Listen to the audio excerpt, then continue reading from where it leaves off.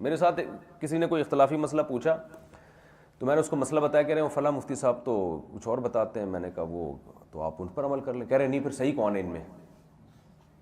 میں نے کہا مجھے تو میں ہی صحیح لگ رہا ہوں، کیونکہ اگر میں ان کو صحیح سمجھ رہا ہوتا تو میں بھی وہی رائے کر رہا ہوتا. تو مجھے تو لگ رہا ہے کہ میں ٹھیک ہوں، تو بھی تو میں نے یہ رائے پیش کی ہے. کہہ رہے نہیں جب آپ صحیح ہیں تو پھر یہ کیوں کہہ رہے ہیں کہ ان کی رائے پر عمل کریں؟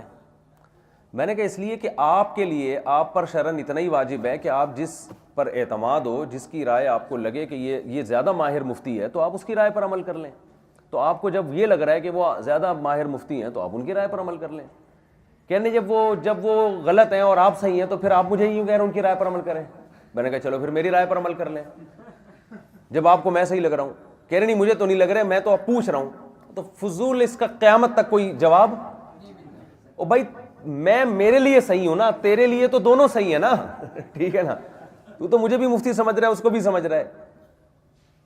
تو اگر فساد ڈالنا چاہو نا معاشرے میں، ایک ہی بات پہ جنگیں تلواریں چل سکتی ہیں. حل کرنا چاہو تو 2 منٹ میں حل ہو سکتا ہے مسئلہ. تو میں نے کہا آپ کو اگر ان پر اعتماد ہے تو آپ ان کی رائے پر عمل کریں، آپ جنت میں انشاءاللہ چلے جائیں گے. تکافل کے بارے میں یہی ہے نا، ہماری رائے یہ کہ ہم تکافل کو نہیں جائز سمجھتے، لیکن دوسری طرف حضرت مفتی تقی عثمانی صاحب جیسے اتنے بڑے علامے ہیں وہ جائز سمجھتے ہیں. تو اب عوام ہم سے مجھے پوچھتی ہے تو ہم سے یہی مسئلہ ہم کہتے ہیں بھائی ہم سے جب پوچھتی ہے تکافل جائز نہیں، تو کہتے ہیں دارالعلوم والے تو جائز کہتے ہیں. تو میں ان سے یہی کہتا ہوں بھائی آپ کو وہ بڑے لوگ ہیں، ان پر آپ کو اعتماد ہے تو آپ بالکل عمل کریں اس رائے پر. یعنی آپ کیوں نہیں مانتے ہیں؟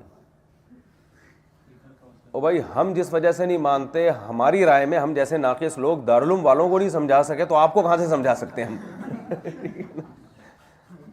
اور جب آپ ان سے پوچھو گے تو وہ یہ کہیں گے کہ ہم جامع رشید کو قائل نہیں کر سکے تو تمہیں کہاں سے قائل کریں گے. تو اس کا مطلب یہ اختلافی ہو گیا. بس یہ بہت مشکل ہے اب اس کو حل کرنا.